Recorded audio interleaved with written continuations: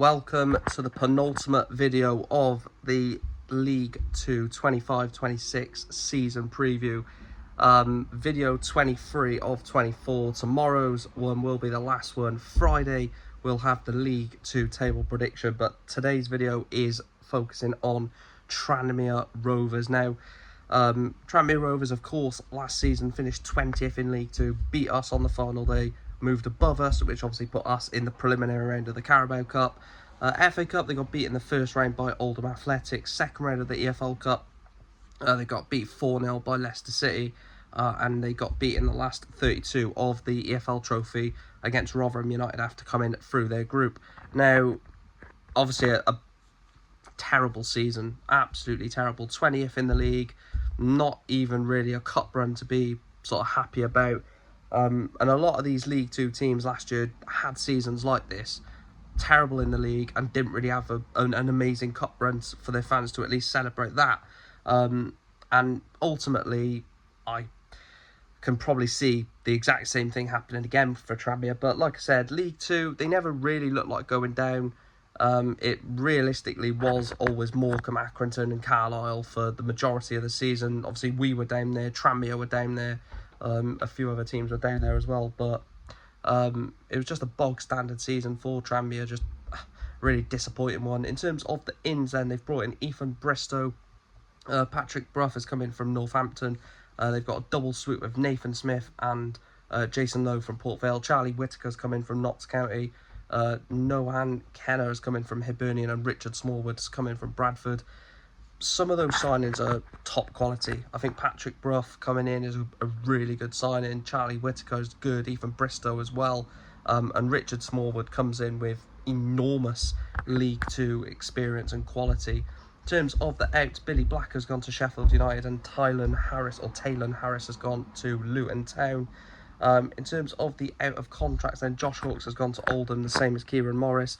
Regan Hendry has gone to Mansfield, with Brad Walker going to Hartlepool, and then Tom Davis, Declan Drysdale, Ruben Egan, Chris Merry, Luke Norris, Connor Wood, all been released by the club and yet to find a new team. Now, let's just go through the ins and outs, basically. So a team that finished 20th last season didn't really look like doing anything in the division, nearly got relegated. They've lost Josh Hawkes, obviously he's a good player, same as Regan Hendry, same as Kieran Morris. Chris Merry has been good for them, same as Luke Norris. Declan Drysdale, we know what a calamity he can be from his time at Newport. Obviously that never really settled for them at Tranmere. And then the ins, Charlie Whittaker for me is a really exciting one. 21 years of age, definitely someone who can probably grow with the team. Patrick Brough, again, I think he's another good signing coming in from Northampton, dropping from the league below. And then Richard Smallwood for me, I know he's like 34 years of age and sort of towards the end of his career, but definitely towards the end of his career, probably 1 or 2 years left for Richard Smallwood, but he just comes in with that immediate quality and that immediate experience of getting out of this division. Obviously done that last season with Bradford City, was a massive part of their team in League 2, and I think coming into a Tranmere Rovers team who've already got a bit of experience in the squad, obviously sort of the centre backs, Jordan Turnbull, obviously up front in Christian Dennis. They've got experience in the team as it is. So adding that extra bit of experience does come with obviously its perks. And again, there's some unknown ones in there. I think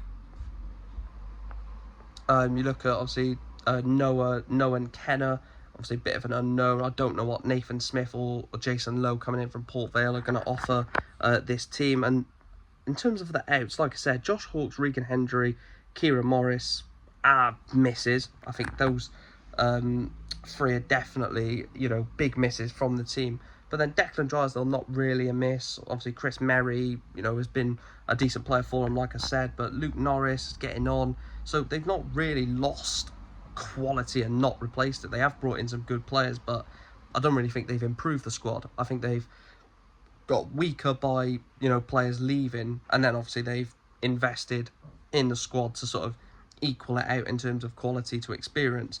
And obviously there's still time in the window. They still can bring more players in. They've not brought in any loan players yet, so it's not like you know, they've got no room to bring anyone in, or no room for growth in the team. So I wouldn't be necessarily, well, I would be worried if I was a Tranmere fan, because I just, the sport's about winning, isn't it? Not, oh, can we get higher than 20th? Oh, we finished 20th last season, we finished 18th this year. Woo-hoo-hoo, progress. I don't see that type of thing as progress personally, but again, people are entitled to their own opinion. In terms of the key players, and I picked out obviously 3 key players for each team. And the first one I've gone with is the new signing, Richard Smallwood, centre defensive midfielder, 34 years of age. Obviously isn't rapid, not quick at all. I don't think a lot of people will be looking at this team and thinking it screams out pace and you know, excitingly good, you know, acceleration in the team. It's sort of a more strategic team. But Richard Smallwood just comes in with that immediate experience. I think experience in this division is massive. Obviously, you've got to have quality. Look at what Doncaster did. That they've got, you know, quality in their team, but they had some real good, exciting players that really pushed them on, i.e. Luke Molyneux. So, you know, you've got to have a mix of experience and genuine quality in the team, and I think Richard Smallwood comes in with that. The second one is Charlie Whittaker, coming in from Notts County, attacking midfielder. So I've gone with sort of a more defensive midfielder in Richard Smallwood to someone more attacking and progressive in Charlie Whittaker. Again, only 21 years of age, does give you that room for growth, and potentially someone that can, again, grow with this team. There's a few players in it that, you know, are looking like they could be, you know, very good players in a few years' time. Not 100% there yet, and I don't think Charlie Whittaker is anywhere near there just yet. But I think having someone that has got that quality, because he's a very good player, Charlie Whittaker. We saw that for Notts County last year. Definitely going to slot in and be a pivotal part in that Tranmere Rovers team. And then the final one is Josh Davison. Obviously scored goals for Wimbledon, didn't he? Scored quite a lot of them. Someone, again, who I think does suit a Tranmere Rovers system, having one player up front. I feel like they have to go with one up front, but I don't know if they're going to do that. Obviously, it all depends what they do in the rest of the window, I guess. Do they bring in more, you know, wingers or, you know, strikers? Obviously, that will be the telling factor of what their sort of tactic will be. But yeah, I've gone Josh Davison, can score goals, has got that ability to really push on beyond the final third and obviously make things happen for Tranmere. And then the last bit is my rough prediction. I've gone mid-table. It could be bottom half, could be, you know, 12th to 18th, 19th, realistically, can't it? I've gone mid-table. I just don't look at the team and look at anywhere other than just a bottom half team. They don't scream out a team that's going to get relegated. They don't scream out a team that are going to, you know, really push on into the playoffs. But yeah, I've gone for mid to bottom half. Let me know your thoughts down below. If there are any Tranmere Rovers fans watching, do let me know if I'm completely wrong. I'll be happy to be proven wrong by any team during the season, but there's just my prediction and obviously facts in terms of the ins and outs, etc. But make sure to smash a like on the video. The final one of this will be tomorrow, where we talk where we will take a look, bloody I can't speak, at Walsall and their season ahead. And then obviously the day after will be League 2 table predictions. Exciting times ahead. The League 2 season is very much around the corner. So yeah, smash a like, subscribe, and I'll speak to you in the next one. Thanks for watching.